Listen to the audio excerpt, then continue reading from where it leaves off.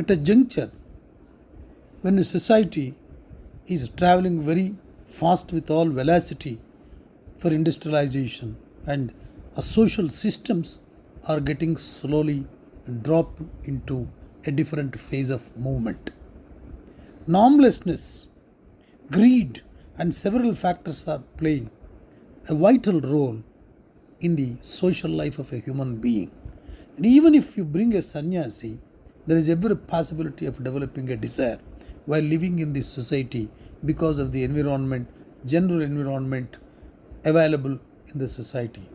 The rapid industrialization brought a capitalist culture, a commercial culture, which will have a norm, a different nature, a norm of different nature in getting things done from several agencies, wherein they don't mind to corrupt a person, to pressurize a person, to pressurize psychologically some people, or to pressurize in any possible way to get their things done.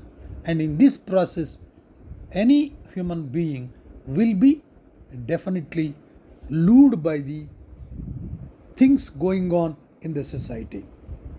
When we are living in a society, naturally the impact of the social fabric will be on the brain. The brain will react in a positively, and there is every possibility of a strong personality resisting the temptation of doing wrong things. But if continuously pressure is given by several agencies, including the unit of house, definitely the possibility of resistance will come down. So, whether it is an organization belong to government or a private undertaking, a vigilance commission, a vigilance cell is an absolute necessity. The form and content may differ with the government by a private undertaking. It is up to the management, form and content, building up the structure, scope and all those things, but there is essentially necessity of building a vigilance wing in any organization. Now we will discuss what will be its functions and activities. Vigilance is a key management tool that should take organization forward in higher growth trajectory. Its function should not be viewed as impediment to the achieving the objective of the company. Rather, it should be viewed as a facilitator in accomplishing its objective. Its function should emphasize more on sensitizing employees of the organization to bring awareness among the employees towards transparency in day-to-day activity, keeping in the mind the rules and regulations framed by the organization to every sub-branch and various branches available in the organization. The vigilance functions to be performed by the division are wide in scope and include collecting intelligence about corrupt practices committed or likely to be committed by the employees of their organization, investigating of causing an investigation to be made to verifiable allegations reported to the agency or to the CEO or any HOD or any important authority, that is specifically financial authority. The process of investigation reports for further consideration of the disciplinary authority concerned, referring the matters to the commission or an agency for advice wherever necessary, taking steps to prevent the impropriety of the work done by any employee. The improper practices, misconduct, etc. must be taken very serious view by the committee. Then the functioning will start by the vigilance. The role of vigilance can be broadly divided into following heads.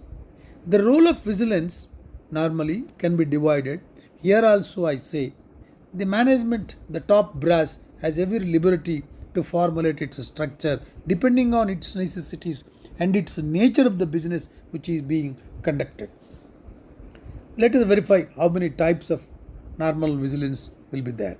Proactive vigilance. It is creating awareness and educating all the employees of anti-corruption measures, simplification of rules and procedures, plugging loopholes in the system. The conduct vigilance awareness programs to educate all to take clean, honest, effective, and transparent decisions. One may question my proposal or my discussion here.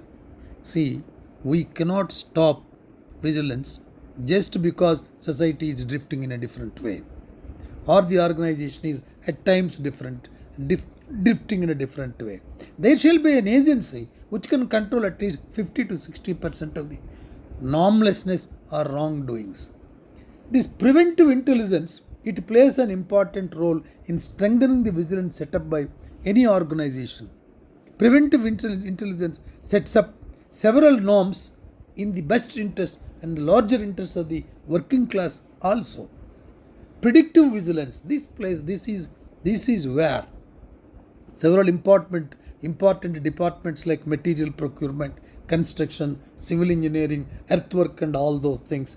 This predictive intelligence, it enables foreseeing an activity prejudicial to the interests of the organization and suggesting in advance corrective measures to be taken by the management against acts of misconduct, corruption, lapses. This is a major activity should be taken up by the vigilance wing. Then come to detective vigilance. Effective use and scan of complaints, inspection, reports, audit reports, press reports, judicial remarks, source of information. Detection of corrupt practices, malpractices, negligence, not doing the job, misconduct, and better surveillance of public contact points, close watch on offices that are sensitive posts of doubtful integrity and detect fraud and scrutiny of decisions taken by officials having discretionary powers. Here, there is every liberty to the CEO of an organization, how far he can delegate. There are several organizations where they clearly give in communication to the vigilance wing. Their duty is report to the concerned HOD, and it is up to HOD for ordering an investigation, bringing to the notice of the top brass, and they may agree with the findings of the vigilance or may not agree. Maybe their confidence levels high than the vigilance which is pointed out. But still, a vigilance wing has to do this predictive, definitely detective vigilance. Contact points, there are several important contact points with the public for any organization where there is a possibility of drifting towards in a different path. That is where preventive intelligence has to work in a very cautious manner and effective manner. Punitive intelligence, it includes investigation and collection of evidence, and speedy departments requires swift and deterrent action against the real culprits.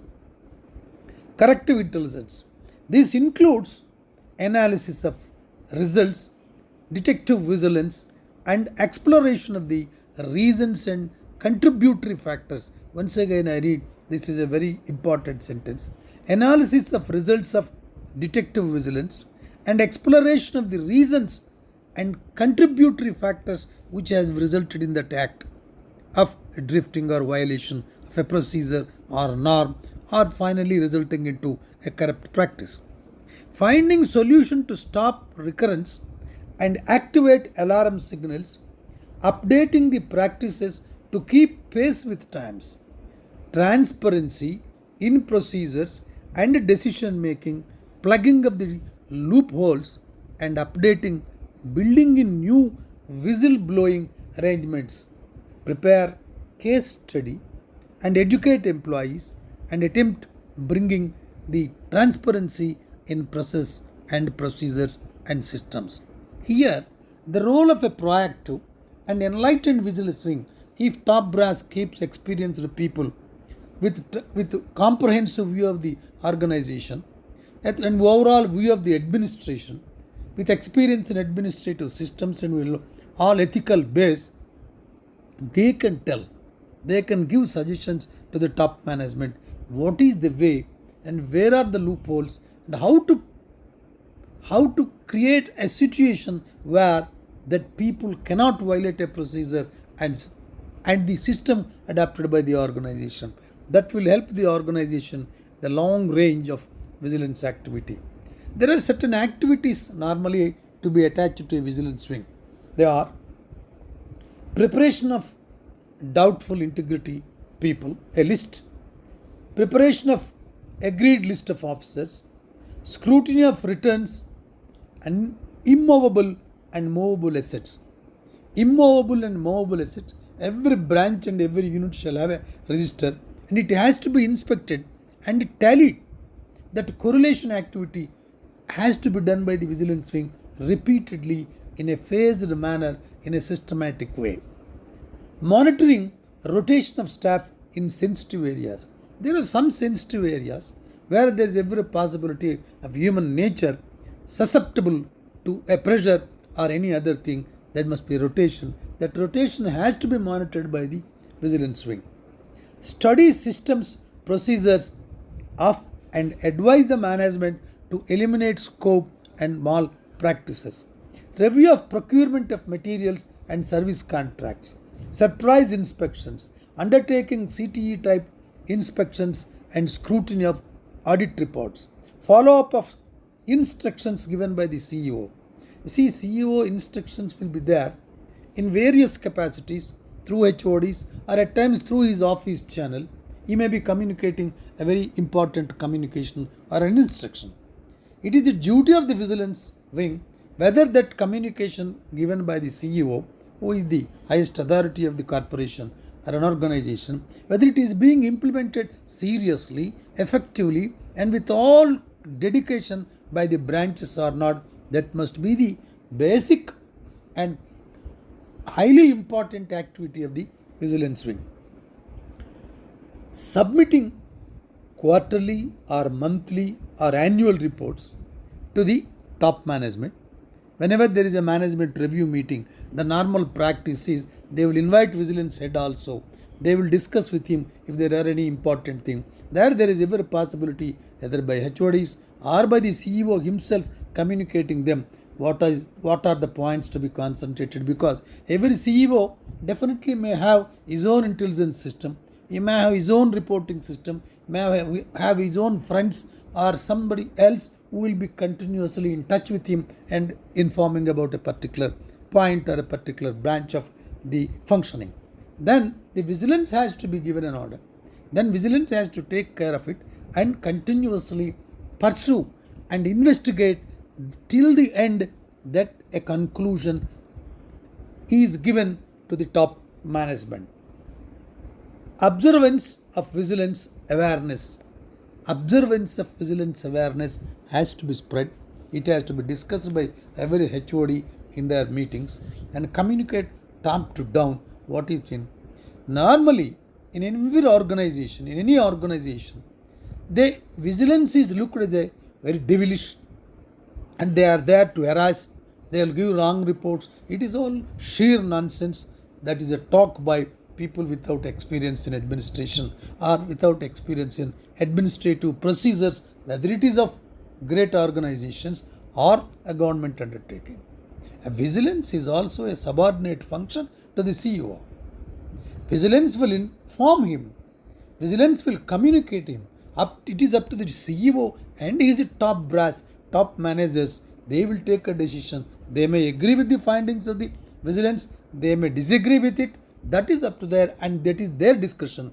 But there is absolutely a necessity for every organization to have a vigilance wing with all shrewd, intelligent people with integrity, led by an experienced man in administration, administrative procedures, systems, processes, how they will be maneuvered by the people by the vested interest.